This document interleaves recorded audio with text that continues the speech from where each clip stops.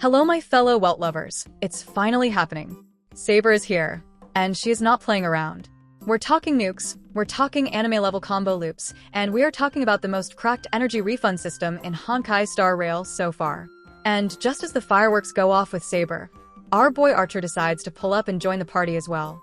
Buckle in, because these collab characters are not just fan service, they're here to completely shake up the meta. Before we dive into this unholy blend of destruction, energy cycling, and turn resetting nonsense, let's get the usual disclaimer out of the way. Yes, this is based on current leak info. Yes, things might change before final release. But if this is even close to what we get in game, we're about to witness the collab patch that eats every other limited banner alive.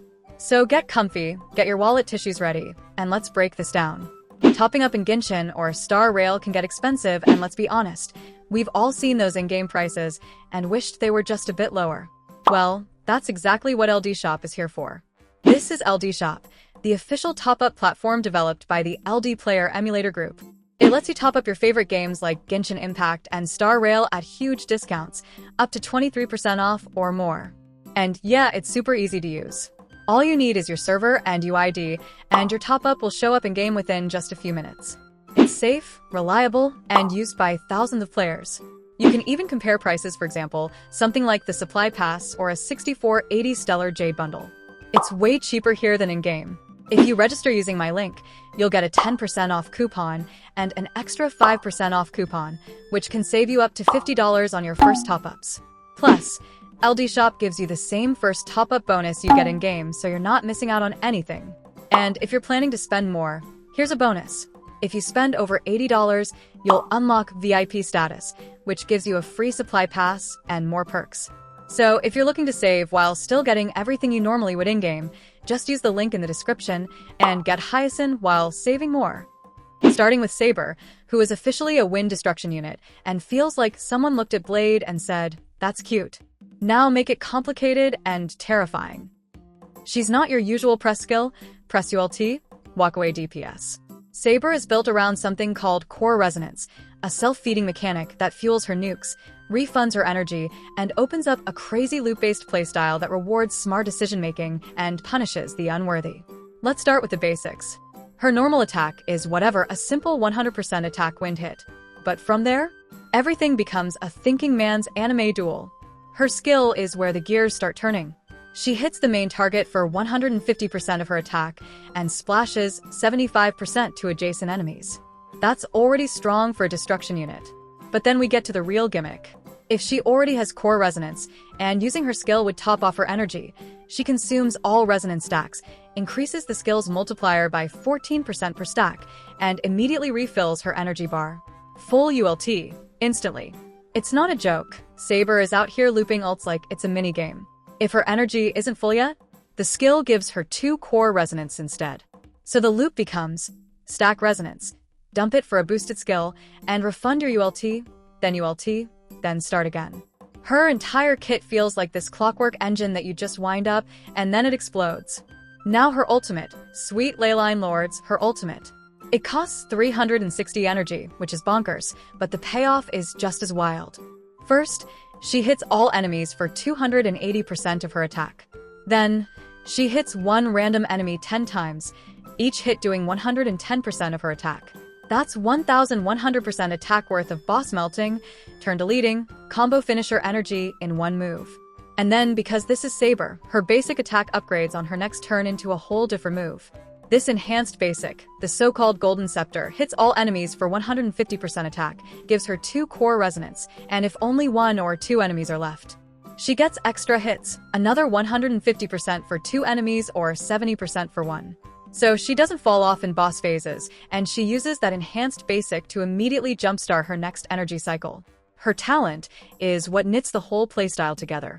She starts battle with 1 core resonance, gains 3 every time an ally uses an ultimate, and every time she gains resonance, she gets 10 energy back. So if your team is ulting a lot, Sunday, Sparkle, you name it, she becomes a self-charging bomb. Plus, she gains a 40% damage buff for 2 turns when allies ultimate. This is how she scales. She's not just slapping things with wind, she's building momentum. Her playstyle is engineered aggression. Her technique? starts her with 2 resonance and buffs her attack by 35% for 2 turns. That's a full head start before the first turn even begins. And then there are her traces, which are just stacked. Her first big one gives her 20% crit rate, and when she opens a fight with her enhanced basic, she gains something called Mana Burst. When she has Mana Burst and Core Resonance, her next skill fully refunds her energy, gives a skill point back to the team, and lets her act again immediately. This is not a rotation. Second major trace lets her overcap her energy to 120 after ulting, and refund some of it, so she's not stuck at 0. And her third gives 50% crit damage for 2 turns after using her skill, perfectly lining up with her ULT and enhanced basic combo. Now her light cone is ridiculous.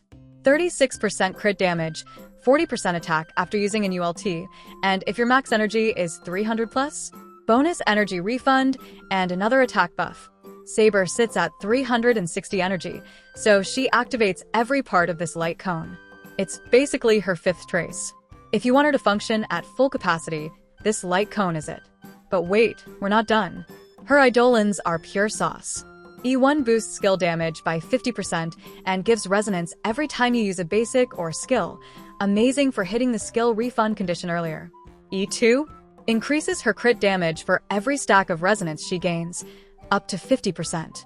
E4 and E6 start giving her wind resistance penetration, and E6 in particular lets her start battle with 300 energy twice, meaning you can ULT turn 1 with no setup 2 times per fight. She's not even a destruction unit at that point, she's just a one-woman Final Fantasy summon. And here's the best part, her kit is so flexible. You have real choices. Do you hold your skill one more turn to get max resonance for the refund? Or do you cash out early to push ULT cycle faster? Do you use the enhanced basic now or wait until fewer enemies are left for bonus hits? Do you trigger Mana Burst for the free skill point or optimize for resonance gain? She's all about momentum control, and that makes her addictive. Now for the big question. Who does she need? Sunday is an absolute must. The ULT spam, energy batteries, and general team support are too good to pass up. And Huohua, as always, is the MVP for keeping everyone's energy topped off. Together, they let Saber spin forever. It's poetic. Alright, now switch gears because here comes Archer and oh boy, he's not subtle. Archer is the Quantum Hunt unit, and his entire kit screams Assassination Protocol. He's a single target monster built around a state that lets him spam his skill 5 times in 1 turn. Yes, his skill does not end his turn. It boosts his damage every time you use it, stacks up, and then eventually ends either when you exit the state or the enemies are dead. His ultimate has one of the highest multipliers in the game, and I am not joking. The numbers are so wild, you might as well call it a mini-apocalypse. And when you ULT, he gains Charge, which activates follow-up attacks when allies act, think Topaz-style pings. But here's the kicker. He refunds skill points too. He's a perfect hyper-carry setup. Pop Sparkle in for extra SP ceiling and crit buffs. Wanmei or Pella for defense shred and turn control. Archer just lines up his target and goes spamming his skill like a man possessed. And even though he's single target, his numbers are just that stupid. You could one-shot elite mobs. You could delete bosses with the right setup. And you could do it without Eidolons or his light cone.